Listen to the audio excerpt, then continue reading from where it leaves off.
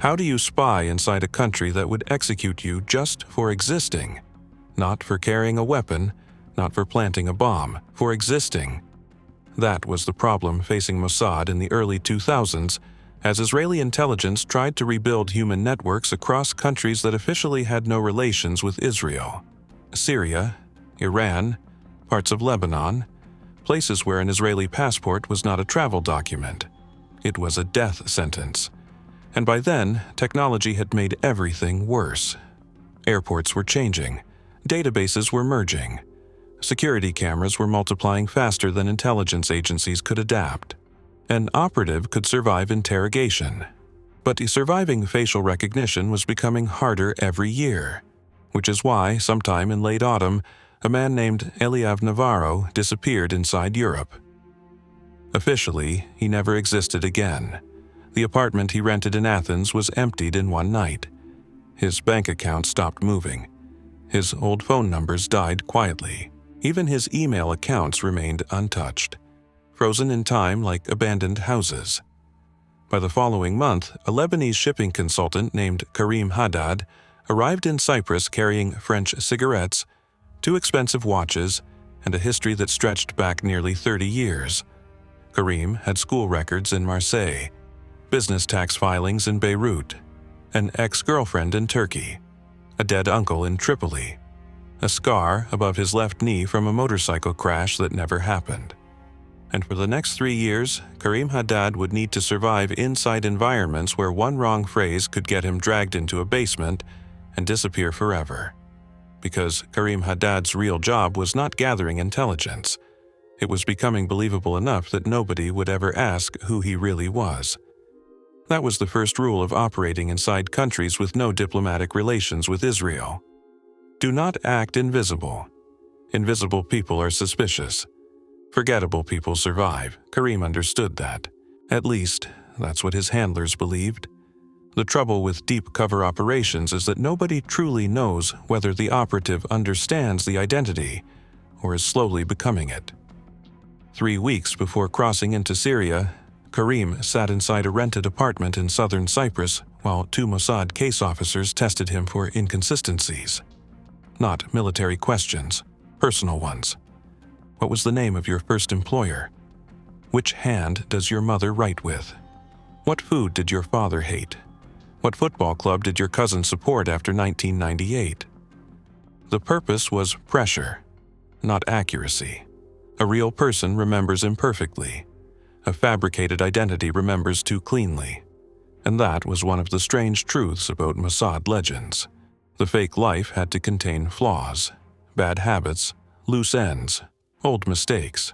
Perfection exposed spies faster than failure did. Karim answered calmly for nearly 4 hours before one handler suddenly asked him about his childhood mosque in Beirut.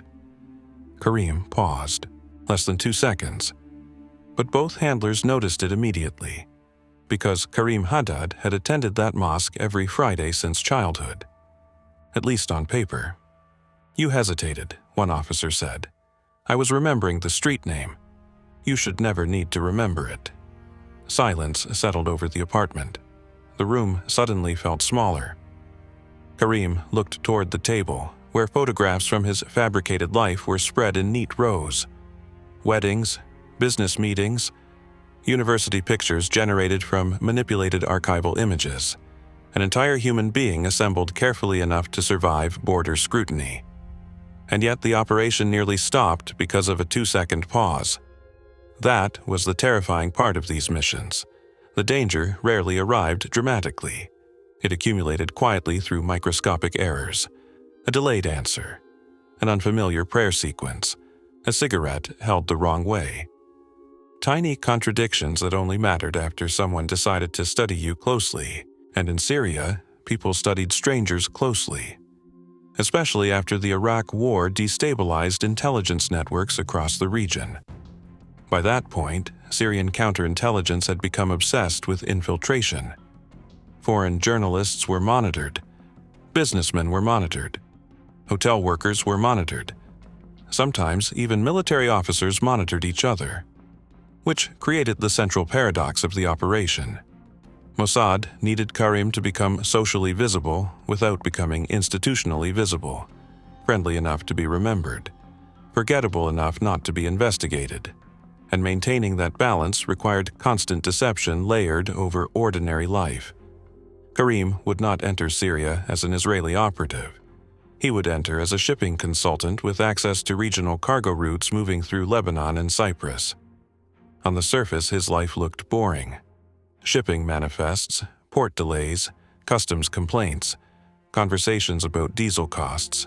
But hidden inside those business relationships was the real objective: Iranian logistical movements, Hezbollah procurement channels, unofficial military cargo routes. Israel did not need Karim to steal military documents. Not yet. They needed him to understand who trusted whom. Because inside hostile states, relationships mattered more than paper, and relationships could not be hacked remotely. They had to be lived, which meant Karim would spend months building friendships with men who would kill him instantly if they knew who he really was. The first warning sign appeared before he even crossed the border.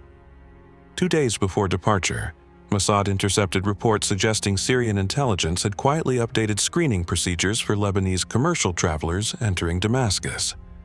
No public announcement, no official alert. Just subtle changes, more random questioning, longer interviews, additional document verification. On its own, the change meant nothing. But intelligence work is built around pattern recognition, and patterns become dangerous when they shift suddenly. One officer recommended delaying the operation entirely. Another argued delay itself could trigger suspicion because Karim's commercial records already indicated scheduled meetings in Damascus. That was the problem with legends once activated. Fake lives develop momentum. You cannot pause them easily. If Karim canceled business meetings unexpectedly, Syrian authorities might eventually compare records and notice inconsistencies. But if he entered during heightened scrutiny, the cover could collapse immediately. The decision was left unresolved for nearly 12 hours. Karim remained mostly silent during the debate. That unsettled his handlers more than panic would have. Experienced operatives usually argued. They negotiated. They pushed back. Karim simply listened. Then finally asked one question. "If I'm detained, how long before I stop existing?"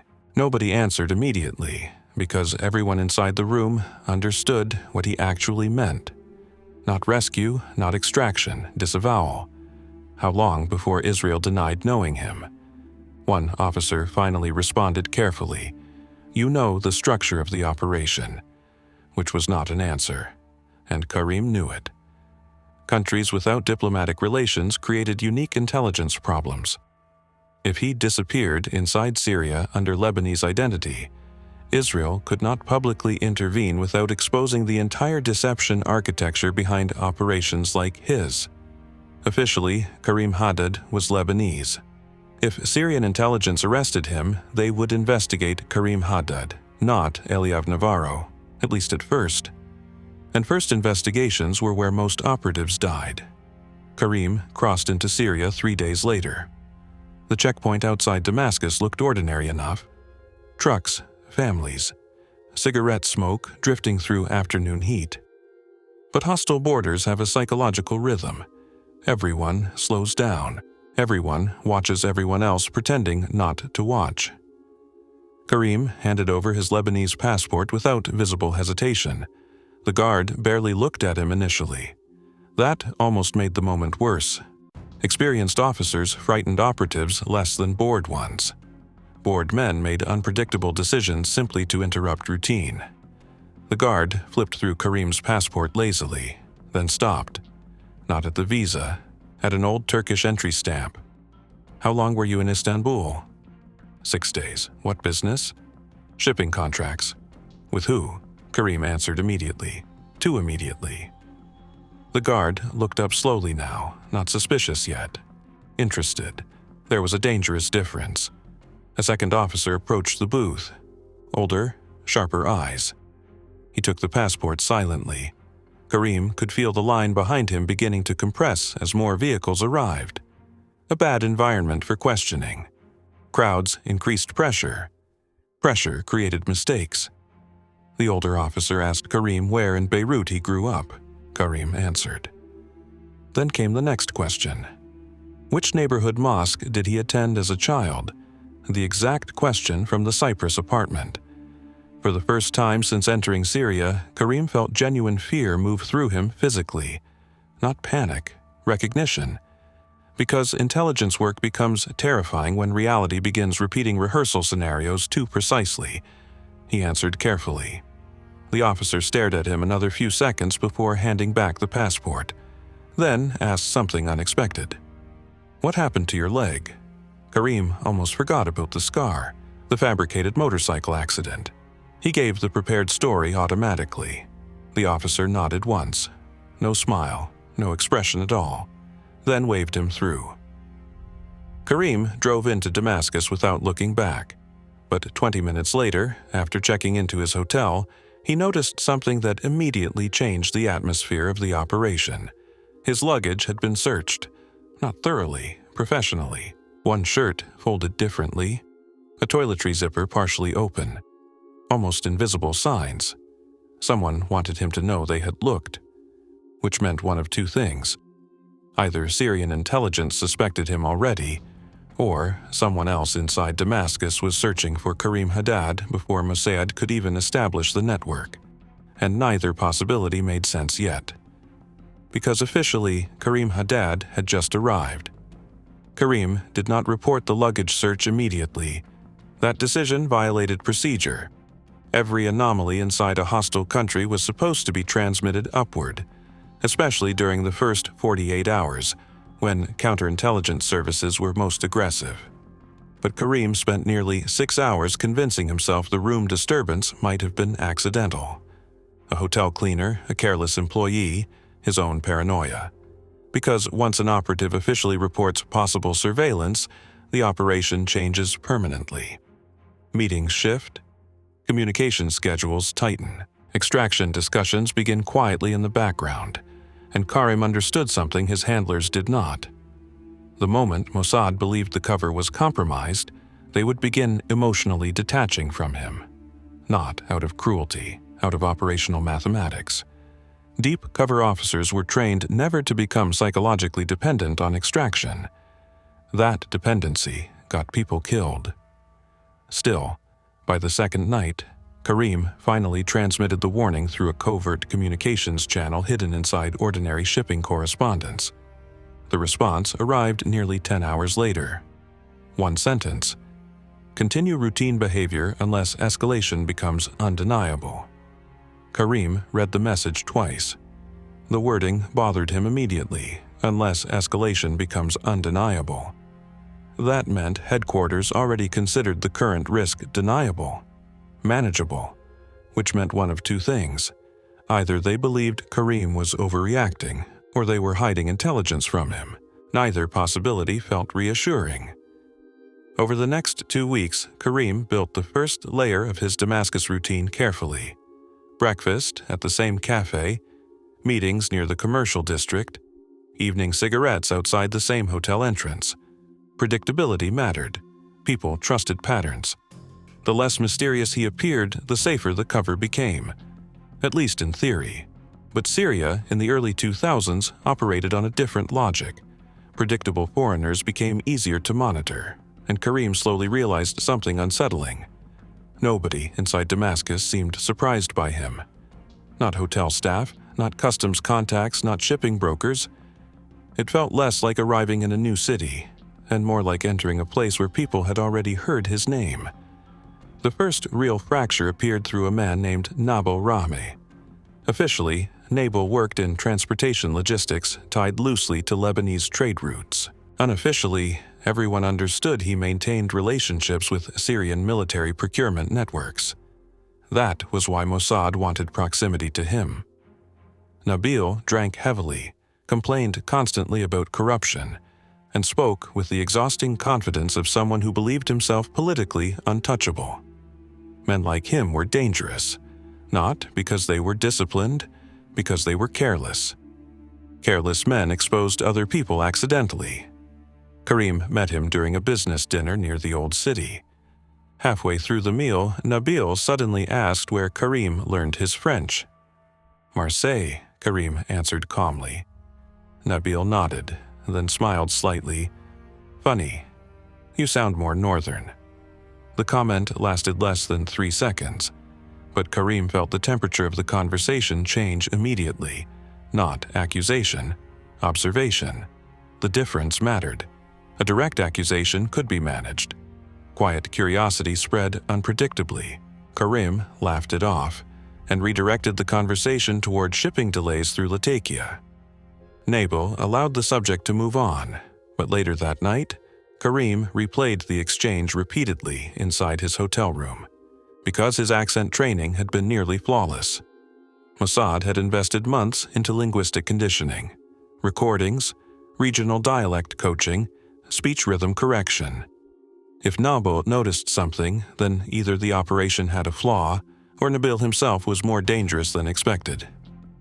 3 nights later, Karim discovered the second anomaly: a man smoking outside the hotel entrance. Not unusual on its own, except Karim had seen him earlier near the cafe he visited every morning. Same jacket, same posture, same cheap silver lighter. The man never approached him, never followed directly. He simply existed nearby too often. Karim crossed the street unexpectedly. The smoker remained where he was. That should have reduced suspicion. Instead, it made the situation worse. Experienced surveillance teams avoided obvious pursuit. They let targets notice fragments intentionally. Just enough pressure to create internal instability. Karim returned to his room without transmitting anything. Again. That was the beginning of the real problem. He was no longer fully trusting his handlers. And once an operative starts filtering reality independently, operations become unstable very quickly. Because deception-first missions depend on centralized truth. The operative must believe headquarters sees the larger picture. Karim was beginning to suspect nobody saw the larger picture anymore.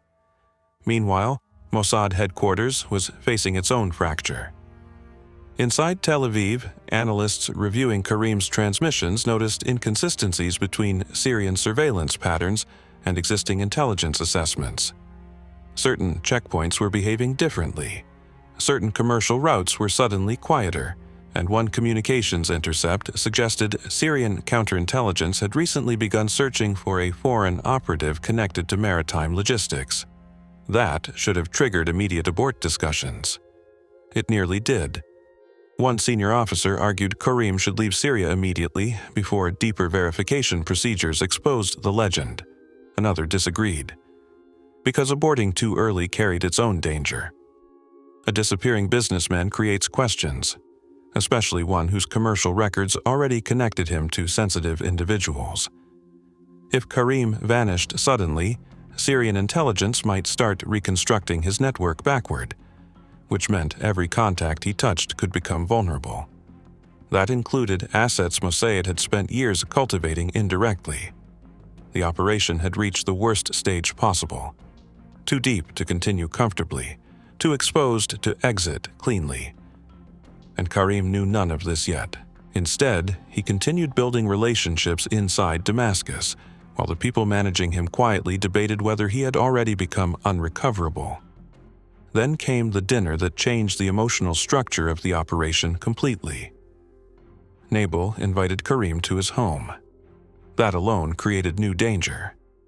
Public meetings were manageable, private spaces were different. Homes contained photographs, families, religious habits, unscripted moments, the kinds of environments where covers break naturally. Karim considered refusing, but refusal itself could damage trust, so he accepted. Nabil's apartment overlooked a crowded Damascus street lined with small shops and hanging electrical wires. The place smelled faintly of cardamom and cigarette smoke. Inside were 3 other guests, 2 businessmen, and Nabil's younger sister Layla. Karim had not expected family. That complicated everything immediately, because family members notice details professionals ignore. During dinner, conversation drifted between politics, trade, and corruption. Karim performed carefully, never speaking too confidently, never too cautiously. Then Layla asked where in Beirut he grew up. Karim answered automatically. She tilted her head slightly. My university roommate was from there. A tiny sentence. But Karim felt danger underneath it immediately. People from real places ask follow-up questions. Real memories. Street names, specific cafes, neighborhood gossip. He redirected smoothly, asking about her university studies instead. The move worked, at least outwardly, but throughout the evening he noticed Layla watching him differently from the others. Not suspicious exactly. Interested. And interest could become catastrophic, because attraction creates scrutiny disguised as curiosity. After dinner, while Nabil stepped onto the balcony for a phone call, Layla asked Karim another seemingly harmless question. "When did you leave Beirut?" "Years ago, you don't miss it," Karim almost answered truthfully. That was the dangerous moment. Not because the truth would expose him, because for half a second he could not emotionally locate Karam Haddad's answer. Only his own. He recovered quickly enough. But the pause happened, and Layla noticed. He could see it in her expression. That same subtle shift Nabil showed earlier, not certainty. Recognition of inconsistency. When Karim returned to his hotel later that night, he finally requested emergency contact review from Mossad headquarters. Not extraction, review. The response came 4 hours later. Continue engagement. Current access pathways remain high priority. Karim stared at the message in disbelief. Continue engagement. They wanted him closer to Nabil, closer to the family, closer to uncontrolled environments where the cover faced emotional exposure. For the first time since entering Syria, Karim began considering the possibility that Mossad was accepting levels of risk they had not disclosed to him initially. And that suspicion deepened 2 days later. Because Karim accidentally discovered something he was never supposed to know. Inside a routine shipping document hidden within a dead drop exchange, he found partial references to another active operative designation inside Damascus. Not him, someone else. At first, Karim assumed it was administrative overlap. Then he recognized the operational coding structure. The second operative was embedded near the same logistical network, meaning Mossad had inserted parallel assets into overlapping environments without informing either operative. That violated standard compartmentalization rules. Worse, it implied headquarters anticipated possible compromise scenarios from the beginning. Karim suddenly understood something horrifying. He was not the operation, he was one layer of it, potentially disposable. And if Syrian intelligence identified one operative, the second could survive untouched. The realization changed how he interpreted everything afterward. The searched luggage, the delayed responses, the pressure to deepen contact with Nabil. Maybe headquarters already suspected surveillance long before Karim entered Syria.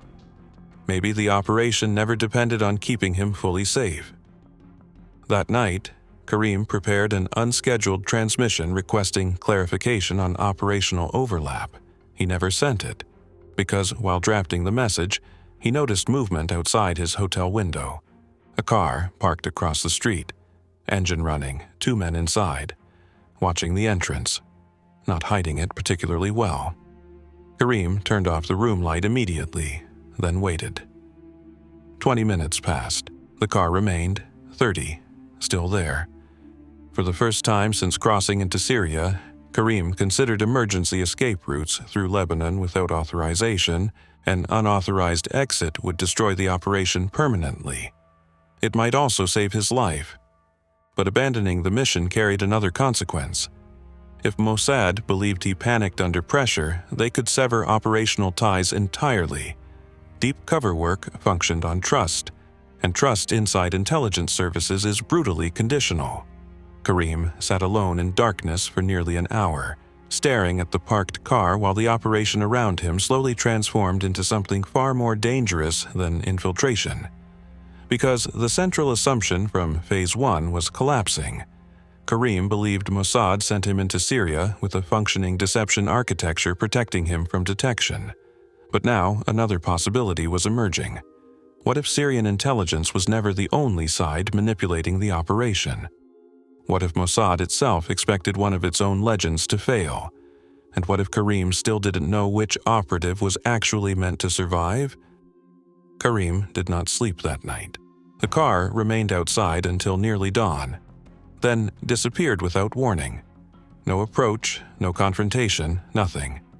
That almost made the pressure worse.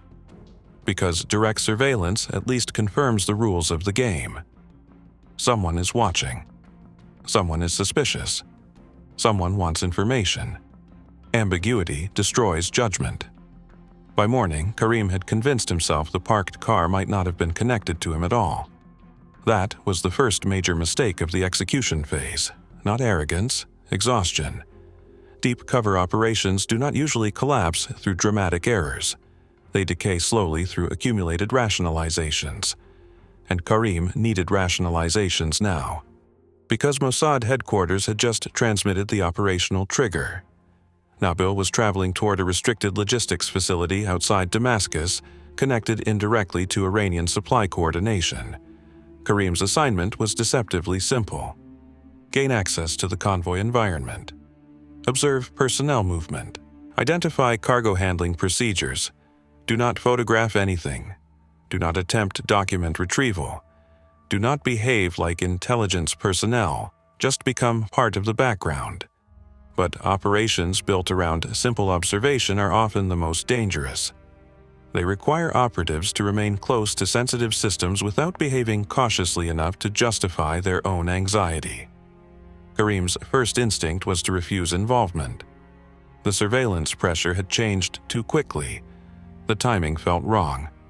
He drafted a transmission recommending temporary suspension of movement until the counterintelligence atmosphere stabilized. He deleted it before sending, because another realization had begun poisoning his judgment. If Mossad already considered him expendable, hesitation itself might become evidence against him. Inside intelligence work, fear is tolerated. Uncontrolled fear is not. So Karim accepted the assignment and spent the next 6 hours trying to convince himself the decision was strategic rather than emotional. The convoy departed just after sunset. 3 civilian trucks, 1 military escort vehicle. Nabil rode inside the second transport truck, smoking constantly and complaining about fuel corruption near the Lebanese border. Karim sat beside him, pretending irritation with delayed customs procedures while silently studying everything around them. Vehicle spacing, checkpoint behavior, uniform variations. The roads outside Damascus became emptier as they moved farther from the city. That was when Karim noticed the escort vehicle change. Not the vehicle itself, the personnel. 2 officers rotated out during a roadside stop. Replacement officers entered from an unmarked sedan already waiting there. No paperwork, no visible discussion. The exchange happened too smoothly, too rehearsed. Karim felt something tighten internally. Improvised security changes during sensitive transport operations usually meant one thing. Someone expected a problem. The convoy continued another 40 minutes before reaching the outer perimeter facility. Floodlights, concrete barriers, military personnel moving with controlled boredom. The kind of location designed to appear routine while hiding its actual purpose. Karim expected inspection procedures immediately. Instead, guards barely checked him. One officer glanced at his paperwork for less than 10 seconds before waving him through. That should have relieved him. Instead, the ease of entry created new fear, because the operation's central assumption had been that Karim needed a flawless cover to survive scrutiny. But now, scrutiny itself seemed strangely absent, almost selective. Inside the facility, Nabil introduced Karim casually to several logistics officers handling incoming manifests. Most ignored him completely. One did not. A tall officer with narrow features studied Karim longer than necessary during introductions. Not openly hostile, just attentive. The officer eventually extended his hand. Captain Farid. Karim shook it. Farid smiled politely, then asked the exact question Karim least expected. "How is Marseille this time of year?" The room did not freeze dramatically. Nobody looked up suddenly. But Karim felt danger move through him immediately. Because Marseille was embedded deeply inside his legend, and random references to it were becoming too frequent. Karim answered carefully. "Cold near the port." Farid nodded. "Still dirty?" "Always." A few men laughed lightly nearby. Conversation moved on, but Karim realized something disturbing. Farid had not asked enough follow-up questions to genuinely test him. The exchange felt performative, as if the purpose was not verification, but pressure. Karim spent the next hour helping review shipping manifests while trying to determine whether he was already inside a controlled counterintelligence environment. Then the first false start happened. One logistics worker entered carrying paperwork connected to Iranian cargo transfers. Exactly the kind of material Mossad desperately wanted visibility into. The documents remained partially exposed on the table less than 3 meters from Karim. For several seconds, nobody watched him directly. An opportunity existed. Not to steal documents, just to memorize routing references, names, dates, movement patterns. Karim almost looked too carefully. Almost. Then stopped himself, because the situation suddenly felt wrong, too convenient. The papers had arrived unexpectedly, placed too openly, and Captain Farid had repositioned himself quietly near the room exit without appearing to observe anything. Karim made the difficult decision to ignore the documents entirely. That choice probably saved the operation temporarily, but it created another problem. From that moment onward, Karim no longer trusted his own instincts consistently, because if the documents were bait, restraint protected him. If they were genuine operational exposure, restraint meant mission failure, and uncertainty corrodes confidence faster than fear does. Near midnight, Nabil pulled Karim aside privately near the loading area. "You seem nervous tonight." Karim forced a tired smile. "Long day." Nabil stared at him another second before lowering his voice. "You should leave Damascus soon." The words hit harder than Karim expected. Not because of the warning itself, because of the emotion behind it. Nabil sounded sincere. Karim tried reading his expression for hidden meaning. Recruitment attempt? Counterintelligence pressure? Personal concern? He could not tell anymore. Nabil lit another cigarette. People have started asking questions. What kind of questions? Questions without answers yet. That phrasing mattered. Without answers yet. Meaning suspicion existed but had not stabilized into accusation. Karim suddenly realized how fragile his survival actually was. Inside hostile states, investigations often begin socially long before officially. Neighbors notice patterns. Friends mention inconsistencies. Officers exchange observations casually over meals. Then eventually someone connects unrelated doubts together. And once formal attention begins, legends rarely survive long. Karim considered aborting right there. The convoy schedule provided possible exit pathways back toward Lebanon. He could disappear before dawn if he moved carefully enough, but abandoning suddenly would confirm suspicion retroactively. Every relationship he built would become evidence, every movement re-examined. And Mossad still had another operative somewhere inside Damascus whose identity Karim did not know. If he panicked publicly, he might expose someone else indirectly. That realization trapped him psychologically. His survival no longer belonged entirely to him. Then came the moment that nearly collapsed the cover completely. A communications technician entered the loading office carrying a malfunctioning satellite phone unit connected to cross-border coordination. The technician complained loudly about failed connection routing through Cyprus. Cyprus. Karim reacted instinctively before thinking. How long has the relay problem been happening? The room became quiet, not dramatically, subtly. The technician looked at him strangely. "Why would you know about relay systems?" Karim felt immediate internal panic. Tiny mistake. Tiny, stupid mistake. Shipping consultants were not supposed to understand technical communications infrastructure deeply enough to ask operational questions. He recovered quickly. My company lost tracking systems through Cyprus last month, too. The technician accepted the explanation outwardly, but Captain Farid was watching again. Not suspicious exactly, interested, always interested. That was becoming the true danger. Karim was no longer trying to avoid exposure. He was trying to avoid accumulating curiosity, and curiosity inside intelligence environments eventually becomes investigation. 2 hours later, the convoy prepared to leave the facility. Karim expected relief. Instead, the worst moment of the operation arrived during exit screening. A guard stopped him unexpectedly before the perimeter gate. "Step out of the vehicle." Everything inside Karim went cold immediately. Not panic, calculation, distance to secondary fencing, guard positions, response timing. The guard opened Karim's bag slowly, methodically, too methodically. This was not routine anymore. Items emerged one by one onto the inspection table. Cigarettes, paperwork, clothing, toothbrush, notebook.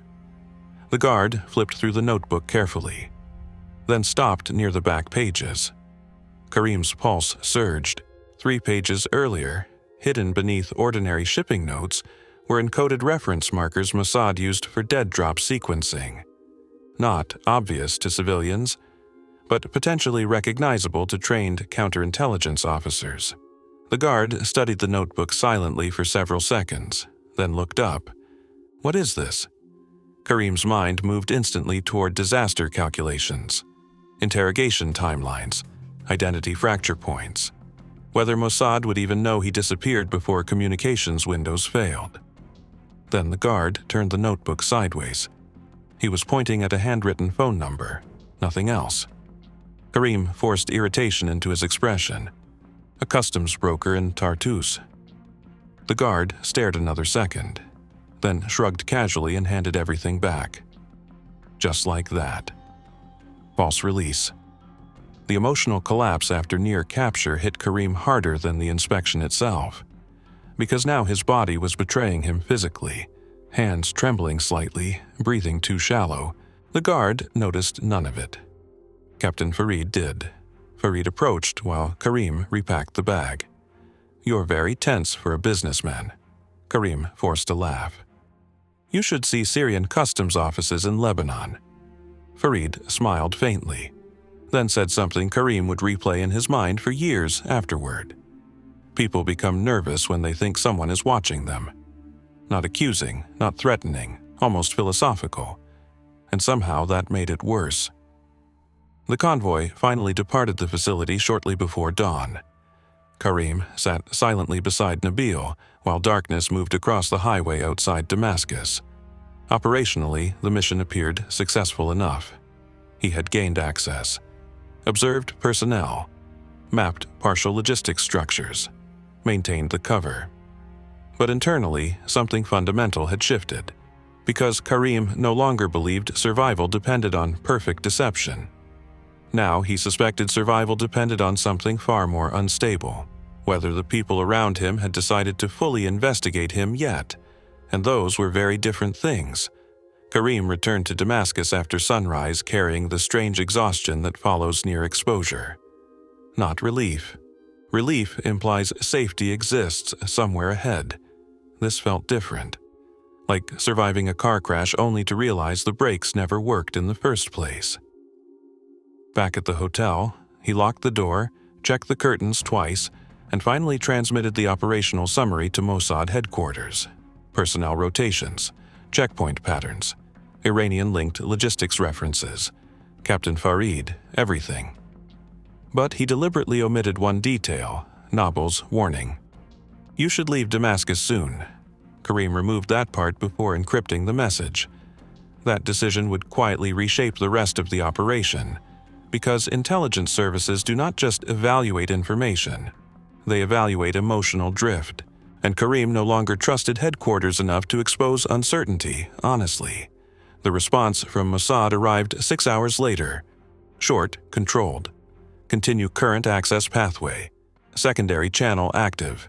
Secondary channel, again, the second operative.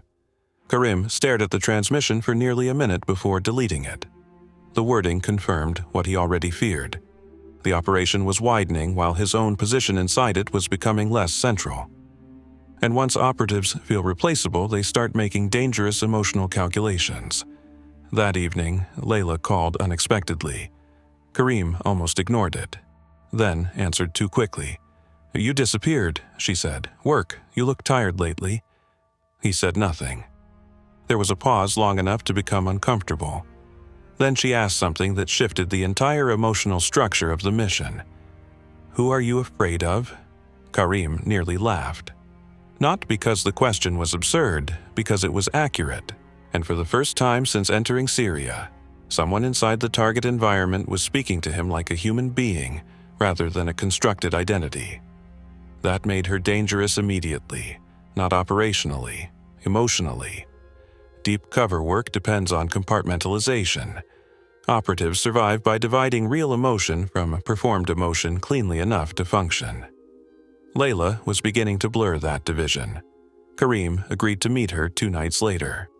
He knew he should refuse. Personal attachment destabilized legends. It created unpredictable routines, emotional dependency, uncontrolled conversations. But by then, Karim was already changing psychologically. The operation had stopped feeling temporary. Damascus no longer felt like hostile terrain every second of the day. Certain cafes became familiar. Certain streets became habitual. Certain people started existing beyond operational value.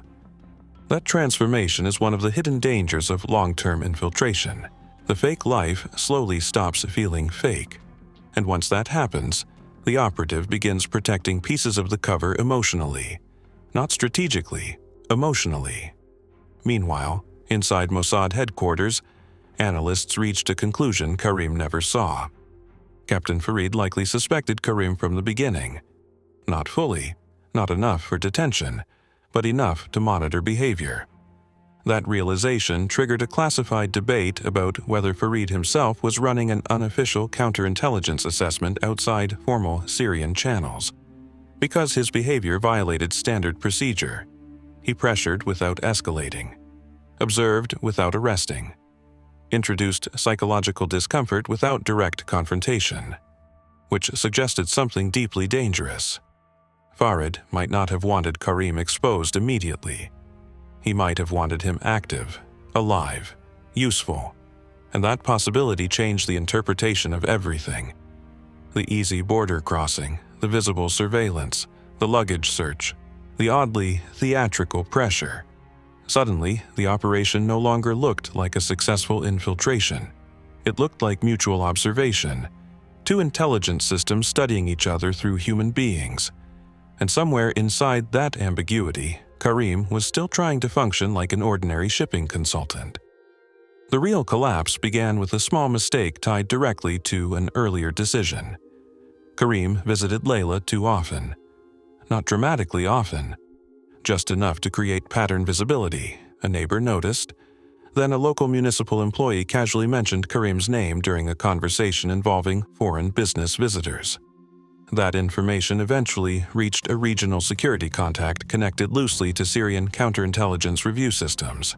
Not because Karim behaved recklessly, because routine itself creates trails, especially in surveillance-heavy states.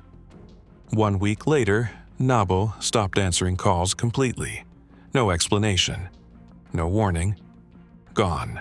Karim immediately understood what that meant. Either Nabil had been detained quietly, or he had withdrawn voluntarily after realizing suspicion was spreading. Neither option protected Karim. That night, Mossad transmitted the first serious extraction discussion. Prepare contingency movement if instructed. The wording infuriated him. If instructed, not immediate extraction, not abort. Contingency movement. Headquarters still wanted flexibility, still wanted intelligence continuity, even now. Karim finally responded emotionally instead of professionally. For how long? The reply took nearly 14 hours, until exposure threshold stabilizes. Karim read the message repeatedly in disbelief. Exposure threshold. He was no longer being discussed like a person. He was being discussed like a deteriorating asset. And maybe that was always inevitable, because countries without diplomatic relations create brutal operational logic. If compromise occurs, there are no embassies to negotiate through, no public rescue narratives, only deniability, which meant the most important part of the operation was never Karim himself. It was preventing the larger network from surfacing after him. 3 days later, the operation nearly detonated completely. Karim returned to his hotel and found nothing visibly disturbed. No forced entry, no movement, no signs of search activity. That frightened him more than the earlier luggage inspection. Professional counterintelligence eventually stops leaving visible fingerprints. He checked the bathroom carefully, then froze. His shaving razor was positioned differently. Tiny detail, almost meaningless. Except Karim always aligned the handle parallel to the sink edge. Always. Someone had entered carefully enough to avoid obvious disruption, but not carefully enough to understand his personal routines fully. Or maybe the opposite. Maybe they wanted him to notice again. Psychological pressure without confrontation. Karim sat on the hotel bed for nearly 20 minutes before making the decision that finally ended the operation psychologically. He opened his emergency escape packet without authorization. Inside were secondary Lebanese identity papers, cash reserves, and border route instructions through northern corridors outside Damascus. Once opened, the packet itself became operational evidence. A silent declaration that the operative no longer trusted mission continuity.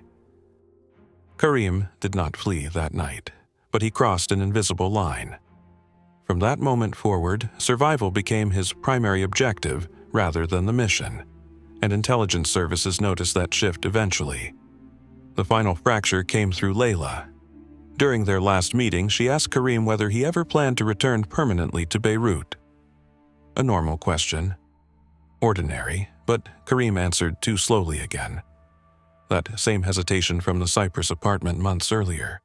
Layla watched him carefully, then quietly said something that still haunted later debriefings. "I think you miss places that don't exist anymore." Karim felt genuine fear for the first time in weeks.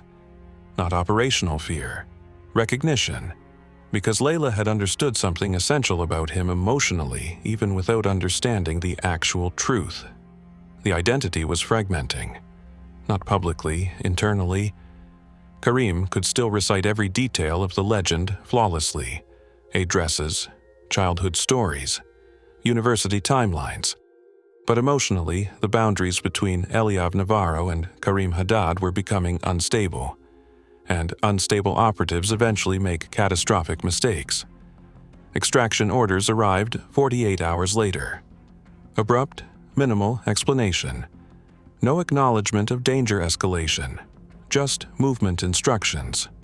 Karim left Damascus through commercial transport routes before dawn, using the same identity that had carried him into Syria months earlier.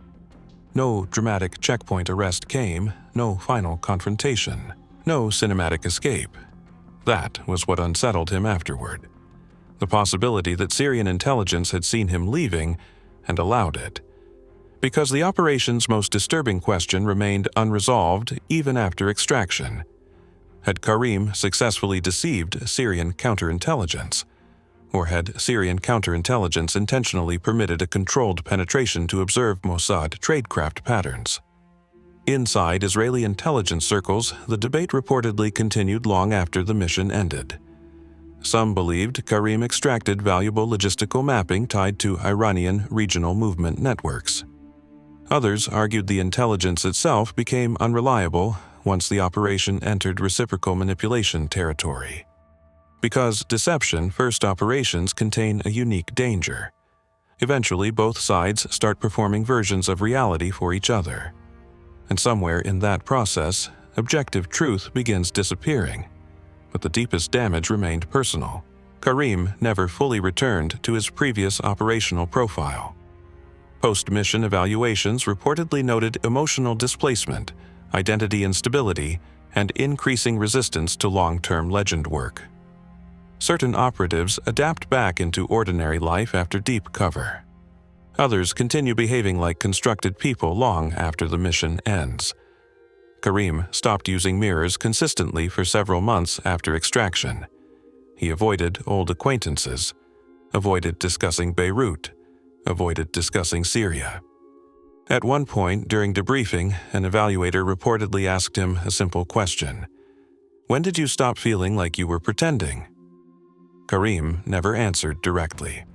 And maybe that silence explains more about how Mossad conducts intelligence operations inside countries with no diplomatic relations than any official document ever could. Because in those environments, deception is not just a tactic. It becomes the entire psychological terrain for the operative, for the agency, for everyone involved. And sometimes the most dangerous outcome is not getting caught. It is surviving long enough that the false identity starts surviving with you. If you want to see more stories about covert operations, intelligence failures, and the psychological cost of espionage, subscribe to Hidden Ops.